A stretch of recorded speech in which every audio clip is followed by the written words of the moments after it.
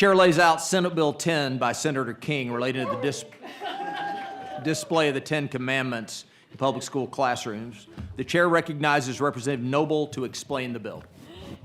Thank you, Mr. Chairman. I cannot tell you how impressed I am with this committee, and a special shout out to James Frank, who did this last night as well, till 3 a.m. So, man, anybody else in Pub Health that did that as well? I am just, oh, wow, so impressed. Okay, thank you, Mr. Chairman, for giving me the opportunity to lay out Senate Bill 10. The Ten Commandments were foundational in our American educational system. The very first American textbook, the New England Primer by Benjamin Harris, was first printed in the Americas in 1690 and continued in use until well into the 20th century. If you could pull this. Am I not loud enough? That's shocking. It's never happened before.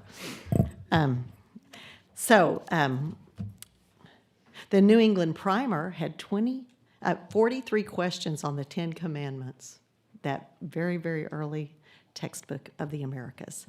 Next, students progressed to the McGuffey Readers, published between 1836 and 1960, which sold 122 million copies. It contained the Ten Commandments. Noah Webster's History of the United States contains a long section at the end about the Ten Commandments. The best-selling book of all times, the Bible, was the most often used textbook for generations of Americans.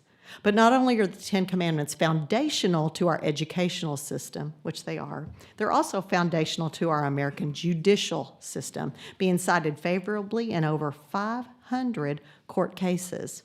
In fact, all 10 commandments appear somewhere in statutory code, and they are engraved on the very doors that the United States Supreme Court justices face in their own courtroom. The Ten Commandments were a prominent part of American education for almost 3 centuries before the 1971 Supreme Court decision in Lemon versus Kurtzman that eventually led to their removal from our public school classrooms. That decision has now been overturned, and rightly so. The court now looks to America's history and tradition for whether government may recognize our religious heritage.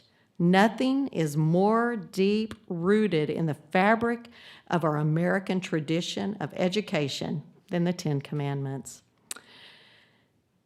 They most talk about the way we must treat others as a society.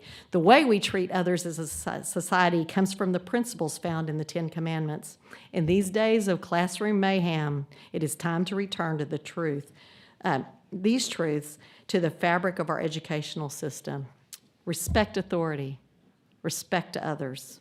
Don't steal, tell the truth. Don't kill, keep your word. In this bill, we use the exact words that are engraved on the Ten Commandment monument that's right out here. This monument and the words on it have already been approved and upheld by the Supreme Court in a decision in 2005. So the wording won't need to be subject to a new court case objection. The displaying of the Ten Commandments in our Texas classrooms will bring back this historic tradition of recognizing America's foundational heritage in both our educational and judicial systems and remind students of the importance of the cornerstone of American and Texas laws.